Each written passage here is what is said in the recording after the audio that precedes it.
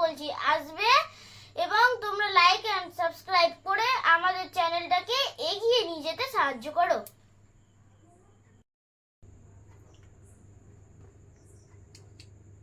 আজকে আমি তোমাদের সামনে তুলে ধরবো ক্লাস 12-এ আমার বাংলার অন্তর্গত হাত বাড়াও। এই হাত বাড়াও লিখেছেন সুভাষ মুখোপাধ্যায়। এটি 50-এর মন্বন্তরের প্রেক্ষাপটে লেখা, যে সময় খাদ্য সংকট, দ্রব্যমূল্য বৃদ্ধি, রাস্তায় রাস্তায় দেখা যেত কঙ্কালসার শরীর। ঠিক সেই 50-এর মন্বন্তরের প্রেক্ষাপটে লেখা একটি গল্প, হাত বাড়াও।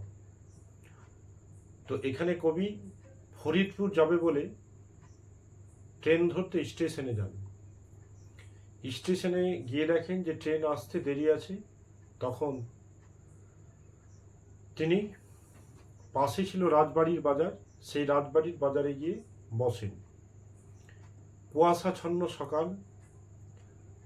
লেখক মানে কবি যেখানে বসেছিলেন সামনে ছিল একটি মিলিটারি ব্যারাক। সেই মিলিটারি ব্যারাকের পাশে ছিল একটি সরু গলি। তো সেই কুয়াশাচ্ছন্ন সকালে সেই মিলিটারি ব্যারাকের পাশে যে সরু গলি, সেখান দিয়ে একটি অদ্ভুত জীব বেরিয়ে আসছে। তো লেখক সেই জীবটিকে দেখে মনে করছেন যে এই রকম জীব আমি আগে কখনো দেখেছি কিনা। তো তিনি যখন অনুসন্ধান করছেন মনের মধ্যে যে এইরকম জীব দেখেছি কিনা, তো সেই অদ্ভুত জীবটি লেখকের দিকে এগিয়ে আসছে। আর রাস্তায় কি যেন কুটে কুটে খাচ্ছে, গম আর চাল। মানে কিছুক্ষণের জন্য আসছে, কিছুটা পথ আসছে, চাল আর গম কুটে কুটে খাচ্ছে। যখন ঠিক লেখকের কাছে এলো, তখন লেখক দেখতে পেলেন যে ওটা কোনো অদ্ভুত জীব নয়, 10 থেকে 12 বছরের একটি মাজা পড়ে যাওয়া বাচ্চা ছেলে। তার মানে খাদ্য সংকটে এতই দুর্বল যে সোজা হয়ে দাঁড়াতে পারছে না। কিন্তু লেখক দেখতে পাচ্ছেন যে ছেলেটির বাঁচার ইচ্ছে আছে, নইলে সেই কুয়াশাচ্ছন্ন সকালে বেরিয়েছে খাওয়ার তাগিদে। তো এই ছেলেটির মধ্যে বাঁচার ইচ্ছে আছে। তো এই যখন এই লেখকের দিকে এগিয়ে আসছিলেন বাচ্চা ছেলেটি, তো দূরে যখন বাচ্চাটি ছিল, তখন কবি দেখেন যে তার চোখ দুটো জলজল করছে। কাছে যখন আসে, তখন ছেলেটির দীর্ঘ নিঃশ্বাস পড়ে শো শো শব্দে। তো কবি এই করুণ দৃশ্য দেখে আর বসতে সেখানে পারেননি, সেখান থেকে উঠে চলে যান। বহুদিন তিনি তার কথা ভুলতে পারেননি। যখন কবি কোনো নদীর ধারে গিয়ে বসেন, তো নদীর জল চকচক করে, তখন সেই বাচ্চা ছেলেটির চোখের কথা কবির মনে পড়ে যায়। নদীর ধারে যখন জল শো শো শব্দ করতে করতে বেরিয়ে যায়, তখন কবি সেই ছেলেটির দীর্ঘ নিঃশ্বাসের কথা মনে করেন। তো বহুদিন ভুলতে পারেননি কবি। তো কবিরই মনে প্রশ্ন আসে, এবং কবির মধ্যেই এই উত্তর উঠে আসে যে এখানে একটা প্রশ্ন হতে পারে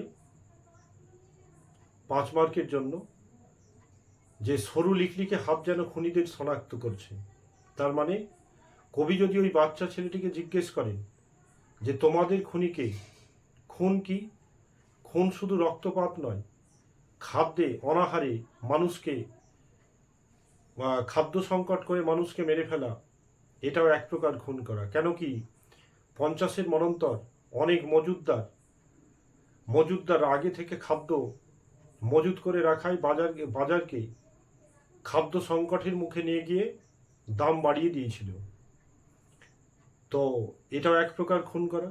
তো কবি বলেন যে আমি যদি ওই বাচ্চা ছেলেটিকে জিজ্ঞেস করি যে তোমাদের খুনিকে, তো গ্রামে যে লোকেরা জমিদারের বাড়িতে কাজ করে সারাদিন কাজ করতো, একটা পয়সা দিত না সাধারণ মানুষদের, যাকে বেগার শ্রম বলা হতো, সারাদিন কাজ করিয়ে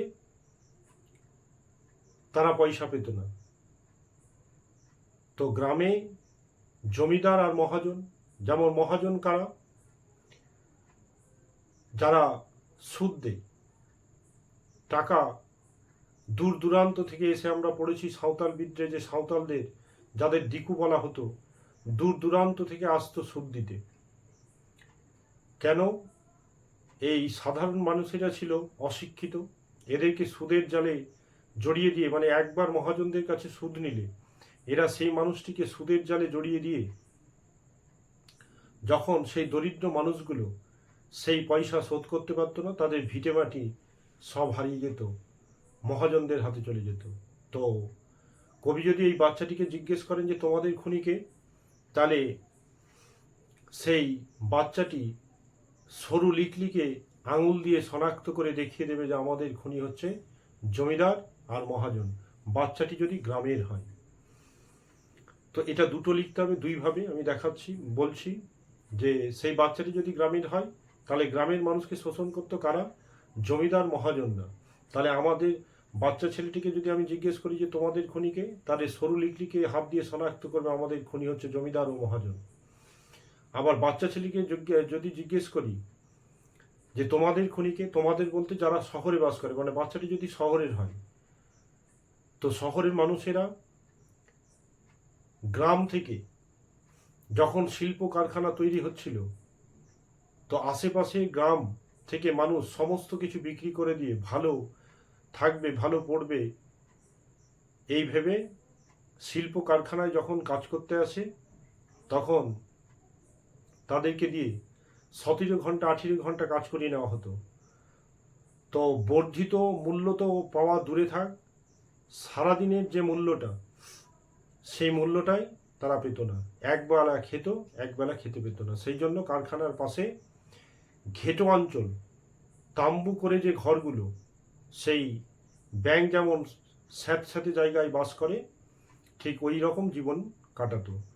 তো এই বাচ্চাটিকে যদি জিজ্ঞেস করি যে তোমাদের খুনিকে, তো বাচ্চাটি যদি শহরের হয় তাহলে সরু লিকলিকে হাত দিয়ে শনাক্ত করবে যে আমাদের খুনি হচ্ছে শিল্পপতিরা।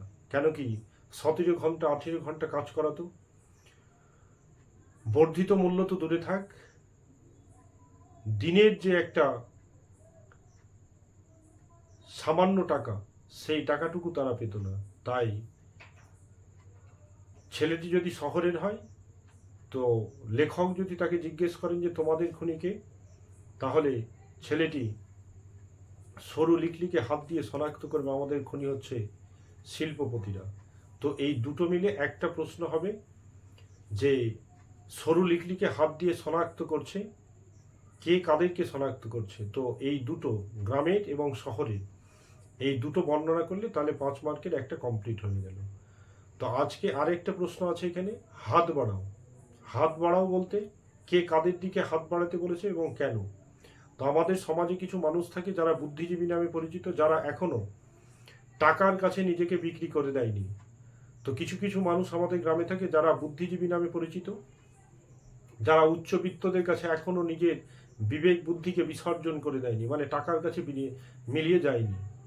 তো আজকে কবি যখন দেখছেন যে সাধারণ মানুষকে শোষণ করে ধনীরা ধনী হচ্ছে, দরিদ্ররা দরিদ্র থেকে যাচ্ছে, কেন এই কিছু মানুষ দরিদ্র মানুষদের শোষণ করে নিচ্ছে? কেন কি তাদের মধ্যে বিদ্যার অভাব আছে। তো কবি মনে করছেন সমাজের যারা বুদ্ধিজীবী তাদের উদ্দেশ্যে কবি বলেছেন যে তোমরা সাধারণ মানুষের দিকে হাত বাড়াও। হাত বাড়াও বলতে অর্থ বা সম্পত্তি দেওয়া নয়, হাত বাড়াও বলতে যে মানুষগুলো আজকে এই যে 50-এর মনন্তরে কঙ্কালসার শরীর দেখা যাচ্ছে রাস্তায়, তো তাদের মধ্যে যদি শিক্ষা আসে, তো তাদেরকে কিন্তু আর সাধারণ মানুষ, মানে যারা এদেরকে শোষণ করতো, তারা কিন্তু আর শোষণ করতে পারবে না যদি তাদের মধ্যে বিদ্যা চলে আসে।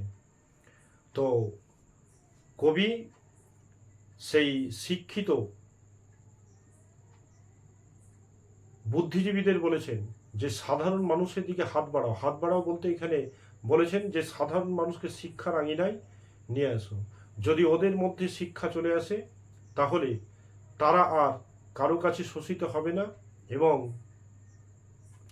তাদের ঘরে গোলা গোলা ধান ভর্তি হবে, অন্নের অভাব থাকবে না, ঘরে ঘরে হবে নবান্ন।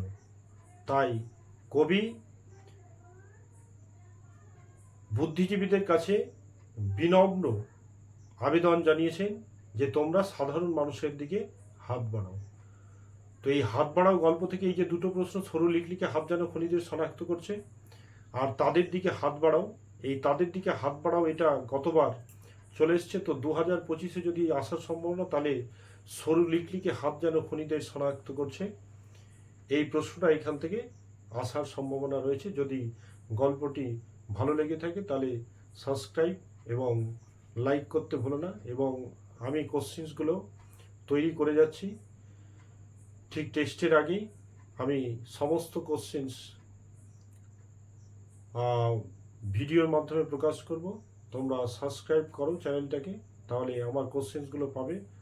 99% 2025-এ এই কমনগুলোর যে প্রশ্নগুলো আসবে এগুলো থাকবে।